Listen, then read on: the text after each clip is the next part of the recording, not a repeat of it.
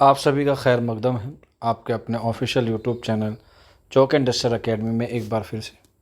और जैसा कि आप लोग जानते हैं कि काफ़ी दिन से ये नोटिफिकेशन जो है वो चर्चा में है, और इसका जो चर्चा में होने का विषय है वो है आपकी वैकेंसीज़ के हवाले से, जिसमें जो वैकेंसीज़ निकली है झारखंड कर्मचारी चयन आयोग की तरफ से। ये जो है वो आपकी वैकेंसीज़ निकली है झारखंड में, जिसके फॉर्म अप्लाई जो है वो कल से होंगे, यानी कि 17 जून से जो है वो आप इसके फॉर्म जो है वो अप्लाई कर सकते हैं। इसमें जो है वो 2-3 बातें हैं जो मैं आपको बता देता हूँ, ताकि आप लोग जो है वो जितने भी डाउट हों वो सारे क्लियर हो जाए। सबसे पहले तो ये जो वैकेंसीज़ आई है ये 9th to 12th के बच्चों के लिए आई है, यानी कि जो बच्चे 9th और 11th में पढ़ते हैं। अगर आप ये एग्ज़ाम पास कर लेते हैं तो आप लोग जो है वो 9th 10th 11th 12th के बच्चों को पढ़ाएंगे, यानी कि हम लोग कह सकते हैं ये पीजीटी की वैकेंसीज़ हैं। और ये कहाँ पर निकली है? झारखंड में। और पीजीटी में आपको पता है सीटेट नहीं लगता है, तो इसलिए ये जो है सीटेट नहीं चाहिए। और रही बात एसटेट की, यानी कि जो स्टेट का टेस्ट होता है वो भी नहीं चाहिए। इसमें सिर्फ आपको पीजी चाहिए, पीजी के साथ आपको जो है वो बीएड चाहिए। और अगर आप लोग अदर स्टेट के हैं तो भी आप लोग जो है वो इस फॉर्म को भर सकते हैं। पीजी में आपके पास जो है वो 50% का नंबर होना लाजमी है। अब इसमें देख लेते हैं पूरी नोटिफिकेशन में क्या क्या चीज़ें हैं। ये आप लोग देख सकते हैं, झारखंड प्रशिक्षित माध्यमिक आचार्य, यानी कि ये जो वैकेंसीज़ आई हैं ये माध्यमिक जो होता है 9th to 12th होता है। संयुक्त प्रतियोगिता परीक्षा 2025 के लिए ये नोटिफिकेशन जारी किया है। विज्ञापन संख्या है 2/2025 या 225।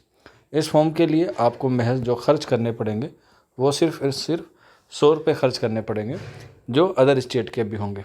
हालांकि जो झारखंड के होंगे उनके जो SC ST के हैं उनको महज 50 रुपये जो है वो इसको देने होंगे। ये पूरा नोटिफिकेशन है और ये कैसा रहेगा? नॉन रिफंडेबल, यानी कि ये आपको जो है वो वापस नहीं किया जाएगा 100 रुपये। यहाँ पर आप लोग देख सकते हैं कि किस सब्जेक्ट में जो है वो कितनी वैकेंसीज़ हैं। बहुत सारी वैकेंसीज़ हैं अलग अलग कैटेगरी में। मैं जो आपको जो है वो हमारा अपना जो फेवरेट सब्जेक्ट है डायरेक्ट उस पर लेके चले जाता हूँ, जो हम लोग बात करेंगे उर्दू के हवाले से। तो यहाँ पे आप लोग देख सकते हैं ये उर्दू की जो है वो वैकेंसीज़ है, माध्यमिक आचार्य उर्दू, यानी कि पीजीटी उर्दू के, जिसमें आप लोग नीचे की तरफ स्क्रॉल करते हुए आएंगे, जिसमें UR की जो है वो कितनी है 37 जो है वो वैकेंसीज़ हैं। अलग अलग कैटेगरी वाइज अलग हैं। अगर हम लोग कुल की बात करें कि कुल इसमें वैकेंसीज़ कितनी है उर्दू में, तो कुल जो है वो है 92, यानी कि पीजीटी की आपके पास जो है वैकेंसीज़ हैं 92। जो मैंने आपको ऊपर बताया जनरल के उसमें से कितनी है 37। अलग अलग कैटेगरी वाइज जो है वो क्या है अलग अलग हैं। तो आप जो भी रिजर्वेशन कैटेगरी में आते हैं या जनरल में आते हैं अगर अदर स्टेट के हैं, तो 92 में क्या है आपकी वैकेंसीज़ हैं पीजीटी उर्दू की। अब इसके लिए एलिजिबिलिटी क्या है, हालांकि मैंने ऊपर बता दिया था, लेकिन नोटिफिकेशन में जो चीज़ है वो हम लोग देख लेते हैं। आप अगर किसी सब्जेक्ट के और के हैं तो आप लोग जो है वो इसे आराम से देख सकते हैं। यहाँ पे देख सकते हैं कि आप लोग जो है वो ये यहाँ पर वैकेंसीज़ के हवाले से नोटिफिकेशन में जो है वो डिटेल दी गई है। यहाँ पर एक ये बात जो है वो काफ़ी अहम है, हालांकि ये उर्दू वालों के लिए नहीं है, ये सभी के लिए है, तो इसलिए मैं इस पर थोड़ी सी रोशनी डाल देता हूँ। ये नोट दिया गया है अलग से कि संबंधित पदों पर नियुक्ति के विषय में स्नातकोर, यानी कि पीजी डिग्री अथवा संबंधित नियुक्ति के विषय में स्नातकोर डिग्री में कोई विशेषज्ञ भी मान्य होगी, बशर्ते कि अभ्यर्थी द्वारा स्नातक स्तर पर संबंधित विषय का अध्ययन किया गया हो। इंग्लिश में भी लिखा गया master degree in concerned appointment subject of an specialization in master degree in concerned subject provided candidate has studied the concerned subject at graduation level also. For example मान के चलिए किसी बच्चे ने जो है वो BA जो है वो इंग्लिश से किया है, ठीक है, और उसने जो है वो MA में अप्लाई करना चाहता है, लेकिन MA जो है वो उसने किसी और सब्जेक्ट से किया है, तो ये फॉर्म जो है वो भर सकता है। ठीक है, ये फॉर्म क्या कर सकता है?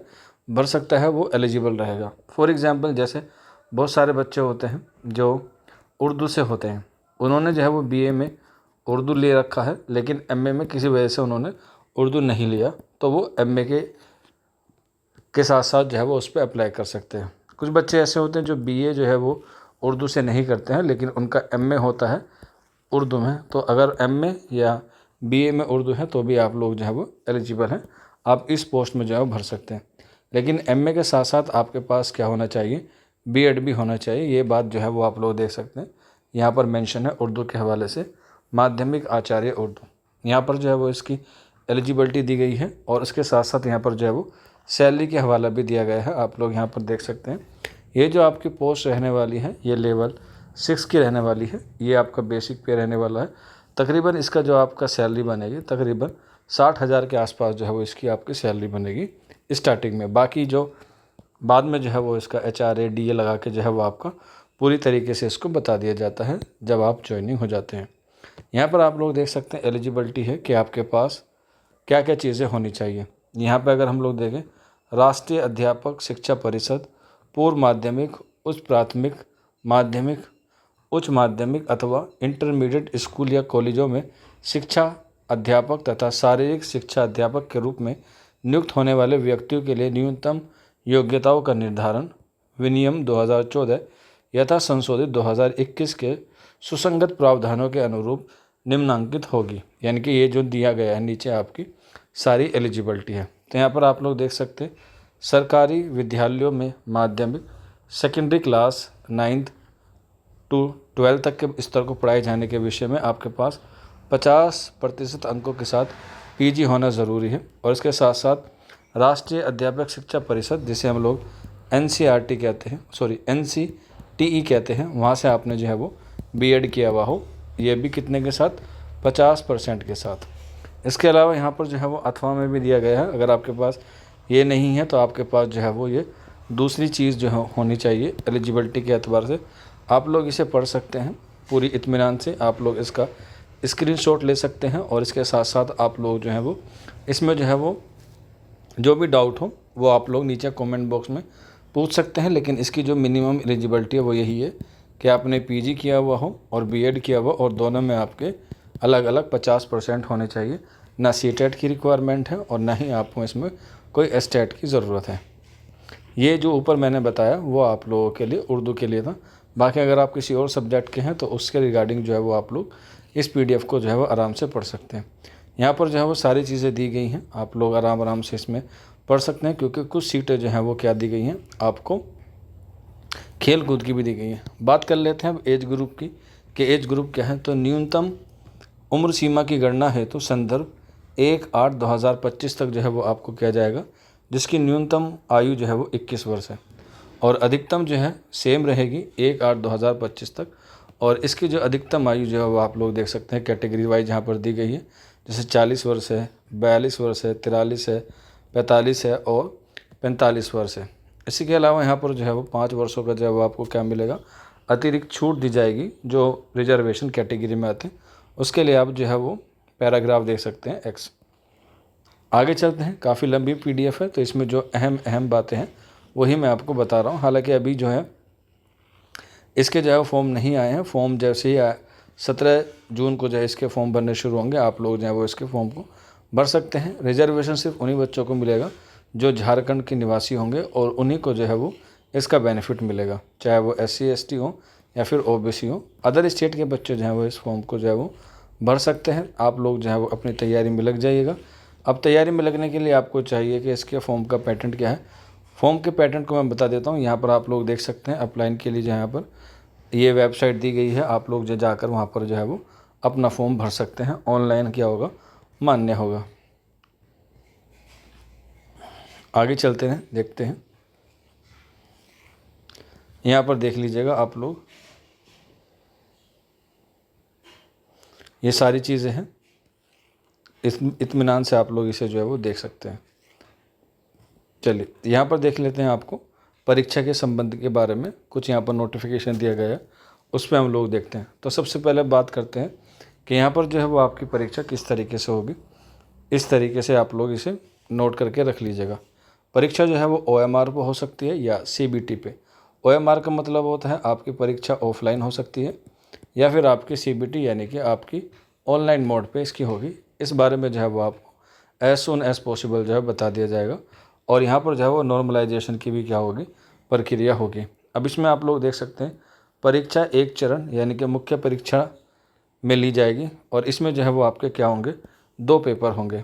अब 2 पेपर में जो है वो क्या क्या चीज़ें हैं, पहला पेपर अलग होगा और दूसरा पेपर जो है वो अलग होगा।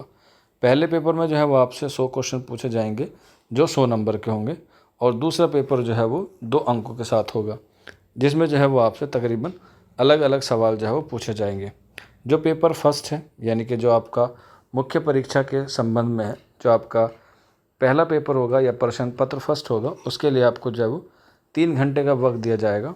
और इसमें जो है वो आपसे क्या क्या सवाल पूछे जाएंगे यहाँ पर इसमें मेंशन है, जिसमें आपसे सामान्य ज्ञान के रिगार्डिंग पूछा जाएगा, कंप्यूटर के ताल्लुक से पूछा जाएगा, जो आपके 100 अंकों का होगा। इसके साथ साथ आप लोगों के 100 अंकों के जो है वो हिंदी और अंग्रेजी भाषा से पूछे जाएंगे। टोटल आपसे जो है वो 200 अंकों का 200 क्वेश्चन जो है वो पूछे जाएंगे। 100 क्वेश्चन आपके कंप्यूटर से होंगे और 100 क्वेश्चन आपके लैंग्वेज से होंगे। यहाँ पर एक ख़ास बात यह है कि आपको यहाँ पर जो है वो नेगेटिव मार्किंग जो है वो नहीं देखने को मिलेगी, यानी कि यहाँ पर जो है वो आपके नकारात्मक अंक नहीं है। लेकिन नकारात्मक अंक ना होने के साथ साथ यहाँ पर आपको जो है वो मिनिमम 33% नंबर लाना ज़रूरी है। यानी कि अगर हम लोग 200 का 33% निकालेंगे तो तकरीबन 66 के आसपास जो है वो आपका स्कोर बैठेगा, और इतना आपको जो है वो अंक लाना अनिवार्य होगा। तभी जो है वो आपका पर्सन 2 जो है वो प्रश्न पत्र 2 जो है वो चेक किया जाएगा। अब यहाँ पर जो प्रश्न पत्र 2 होगा वो आपका विशेष पेपर होगा, यानी कि उर्दू का होगा। उसी में से जो है वो आपसे सवाल जो पूछे जाएंगे, यहाँ पर देख सकते हैं पहला पेपर दिया गया है, ये उसके सारे क्वेश्चंस हैं या उसके टॉपिक हैं, जो इस टॉपिक से जो है वो आपसे सवाल पूछे जाएंगे। यहाँ पर जो है वो आपका अलग अलग तरीके से जो है वो पैटर्न के हिसाब से दिया गया है, और यहीं पर जो है वो सारी बातें हैं। अब रही बात इसमें जो आपकी केस का सिलेबस क्या है, तो इसके सिलेबस के रिगार्डिंग जो है वो इसी PDF में जो है वो दिया गया है। आप स्क्रॉल करते हुए जैसे नीचे की तरफ आएंगे तो आपको जो है वो सारी चीज़ें यहाँ पर मिल जाएगी सिलेबस के रिगार्डिंग। ठीक है, अगर कोई झारखंड का है तो उसको अपने डॉक्यूमेंट कैसे बनवाने हैं, वो सारी चीज़ें भी यहाँ पर क्या है मेंशन की गई हैं। आराम से जो है वो आप लोग इसे इत्मीनान से पढ़ सकते हैं। ये मैंने जो है वो टेलीग्राम पे ऑलरेडी शेयर कर दिया है, आप वहाँ जाकर जो है वो इसके बारे में पढ़ सकते हैं। कोई डाउट रहता है या कोई क्वेरी है तो आप लोग नीचे कमेंट बॉक्स में मुझसे पूछ सकते हैं, या फिर आप लोग हमारे व्हाट्सअप नंबर 9045220432 पर भी हमसे जो है वो रब्ता करके इन्फॉर्मेशन ले सकते हैं। तो ये सारी चीज़ें थी इस सिलेबस के इस PDF में। अब यहाँ पे आप लोग देख सकते हैं आचार्य के रिगार्डिंग जो है वो यहाँ पर क्या दी गई है, सारे पेपर दिए गए हैं, सिलेबस भी दिया गया है। यहाँ पर उर्दू का जो सिलेबस है वो 33 पे है। आप लोग सीधा जो है वो डायरेक्ट 33 वाले ऑप्शन पर जा सकते हैं, 33 पेज नंबर पर।